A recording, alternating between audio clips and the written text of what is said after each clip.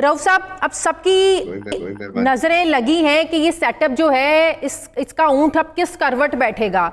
जैसे मैंने अपने इंट्रो में कहा कि मुलाकातें तो शुरू हो गई हैं, लेकिन जिसको अवाम ने मैंडेट दिया है वो है तहरीक इंसाफ के हिमायत याफ्ता आज़ाद उम्मीदवार, हक उनका बनता है।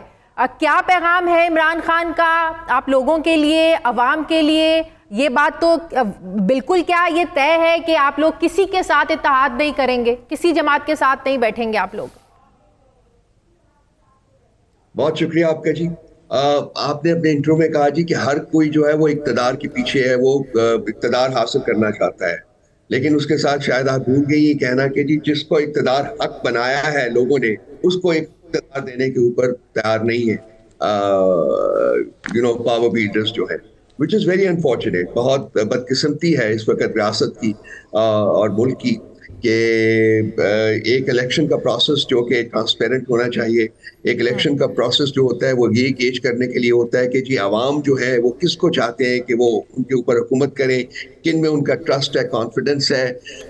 वो अनफॉर्चुनेटली जो है जैसे कि आपने भी अपने इब्तदाइये में जिक्र किया है, वो एक रात के अरसे में वो सब कुछ चेंज हो गया था। एक अंदाजे के मुताबिक हमारी को 62 सीटें ऐसी हैं जो कि हमसे फ्रॉडुलेंटली छीनी गई हैं, और वो एक लीगल बैटल है जो कि हमने लड़नी है, और हम पूरी कोशिश करेंगे कि वो सीटें हमारा हक हैं और वो हमें मिलें। अब जो इस वक्त सिनारियो बना हुआ है वो ये है कि केपी जो है खैबर पख्तूनख्वा में तो हमारे पास अपना मैंडेट है, 2/3 मेजॉरिटी है, वो हम वहाँ तो हुकूमत बना सकेंगे। हाँ। लेकिन जो बाकी जो है सेंटर हो गया या उसमें खासकर पंजाब हो गया, वहाँ सेंटर में तो हम मेजॉरिटी पार्टी है, लेकिन मतलब कोalition करनी है, किस तरीके से करनी है, क्योंकि आपको याद होगा कि हमारा जो सिंबल था वो भी छीन दिया गया था। सो हमारे लिए रिजर्व सीट्स के ऊपर जो क्लेम करना वो एक हमारे लिए इशू है, और उसको हम सॉर्ट आउट करने की कोशिश कर रहे हैं। Hopefully in the next 24 hours और सो हम कोई फैसला कर पाएंगे और अपनी जो लाए अमल है उसका ऐलान कर देंगे। तो क्या वाकई अब आप लोगों को किसी जमात में शमूलियत इख्तियार करनी पड़ेगी? मजलिस वाहिदतुल मुस्लिमीन का भी कहा जा रहा था, और भी छोटी जमातें उसमें आप शमूलियत इख्तियार करें, उसके बाद आप लोग जो है वो अपनी हुकूमत बनाने की पोजीशन में आ सकते हैं। तो जो मखसूस नशिस्तों का मामला है ये कैसे सेटल डाउन होगा? देखिए, जो हमारी जो बेसिकली डोमिनेंट फीलिंग इस वक्त है पार्टी के अंदर वो ये है जी कि हमने पीटीआई को, पाकिस्तान तहरीक इंसाफ का जो प्लेटफॉर्म है उसी को ही इस्तेमाल करना है, और ये हमारा हक भी बनता है, क्योंकि पीटीआई जो है एक legitimate party, registered party, election commission के साथ रजिस्टर्ड पार्टी के तौर के ऊपर मौजूद है। सिंबल ना देने के बावजूद हमारी उस लेजिटिमेसी को सुप्रीम कोर्ट ने क्वेश्चन नहीं किया हुआ, ना ही इलेक्शन कमीशन ने किया हुआ है। सो हम एक इलेक्शन कमीशन ऑफ पाकिस्तान के साथ रजिस्टर्ड पार्टी के तौर के ऊपर मौजूद है। सो अल्टीमेटली जो हमारी थ्रस्ट होगी वो यही होगी कि हम पीटीआई की जो हकूक हैं उनको तस्लीम करवाएं, और यही प्लेटफॉर्म जो है इसको लेके आगे बढ़े। अब इसके लिए आपको पहले इंट्रा पार्टी इलेक्शन की तरफ जाहिर बढ़ना होगा फिर? नहीं, देखिए, इंट्रा पार्टी इलेक्शन एक अलग बात है, मैं उस पर भी आ जाता हूँ, लेकिन इस इंटरम पीरियड के लिए जो उसमें अभी आपने खुद जिक्र किया है कि जी जो हमारी जो स्पेशल सीट्स होती हैं उनके ऊपर अपने क्लेम के लिए हमारे पास ऑप्शंस मौजूद हैं, कुछ और पॉलिटिकल पार्टीज में शामिल करके हम उसको वो हासिल कर सकते हैं। इसी के ऊपर ही मैंने आपसे अर्ज किया था कि जी हम उसके ऊपर फाइनलाइज कर रहे हैं। इंशाअल्लाह ताला अगले 24 घंटों में हम उसका फैसला कर लेंगे, और जो है उसका अपना जो फैसला होगा उसको एग्जीक्यूट भी कर देंगे। लेकिन ये बात तो तय है किसी के साथ इत्तेहाद में नहीं बैठेंगे। मुख्तलिफ दूसरी सियासी जमातें तो अब हुकूमत बनाने के लिए, जैसे मैंने पहले भी कहा, ये तो अब दौड़ें लगानी इन्होंने शुरू कर दी हैं। तो अब अगर हुकूमत में नहीं आप लोग बैठ सके तो जाहिर है आप लोग फिर एक स्ट्रांग ऑपोजिशन के तौर पर सामने आएंगे। देखिए, पहले तो हमारा जो हमसे फ्रॉडुलेंटली 62 सीटें ली गई हैं नेशनल असेंबली की, उनको हमने एक लीगल बैटल, जैसा कि मैंने पहले कहा है, हमने उसको लीगल बैटल के थ्रू हासिल करने की कोशिश करनी है, और हमें उम्मीद है कि वो सीट्स हमें मिल जाएंगी। उसके बाद तो कोई प्रॉब्लम रहता नहीं है। बाकी जो ये जो आप दूसरा जो जिक्र कर रही हैं कि किसी पार्टी के साथ बैठना पड़ेगा, वो इंटरम पीरियड के लिए वो हम अगर हमें करना पड़ा अपने हकूक को तस्लीम करवाने के लिए तो वो हम करेंगे।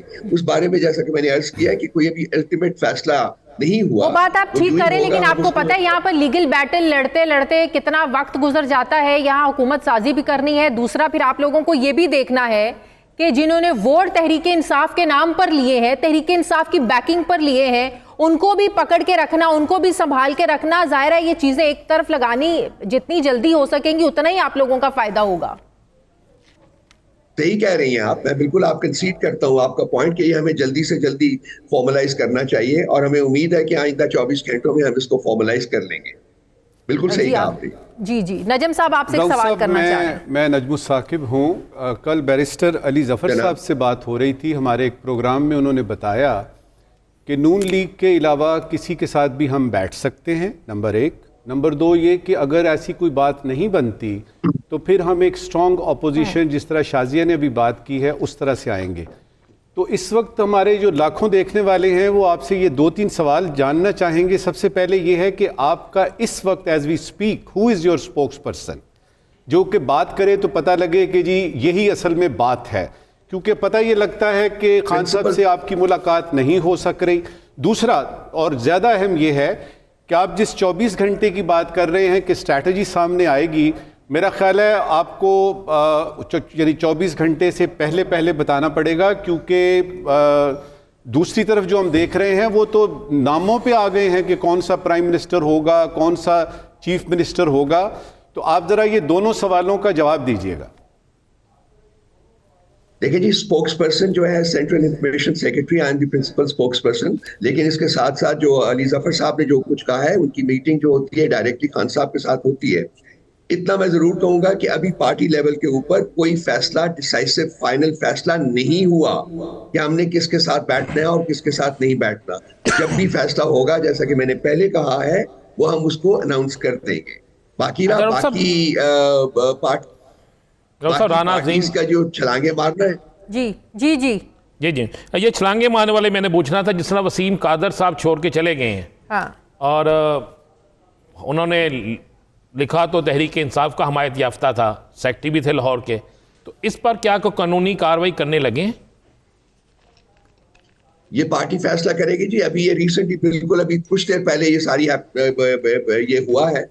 उसके बाद पार्टी फैसला करेगी कि हमने किस तरीके से इसको परस्यू करना है। डेफिनेटली हम इसको परस्यू करेंगे, हम इसको ओवरलुक नहीं करेंगे इस किस्म की वायलेशन।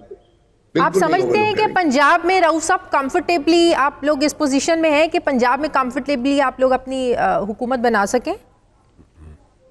देखिए जी, जो हमसे, मैं बार बार इस फैक्टर को स्ट्रेस करने की कोशिश कर रहा हूं कि जो हमसे फ्रॉडुलेंटली सीटें ली गई हैं, आप सबको पता है कि ओवरनाइट क्या हुआ था। वो सीटें अगर हमारे पास आ जाती हैं और हमारा क्लेम है उनके ऊपर, लेजिटिमेट क्लेम है, तो हम कंफर्टेबली पंजाब में, सेंटर में और केपी में अपनी हुकूमतें बना सकते हैं। और वो हम क्लेम जो है अपना, उसको फोरफीट नहीं करेंगे। उसके लिए हम पूरी लीगल बैटल जो है उसको लड़ेंगे।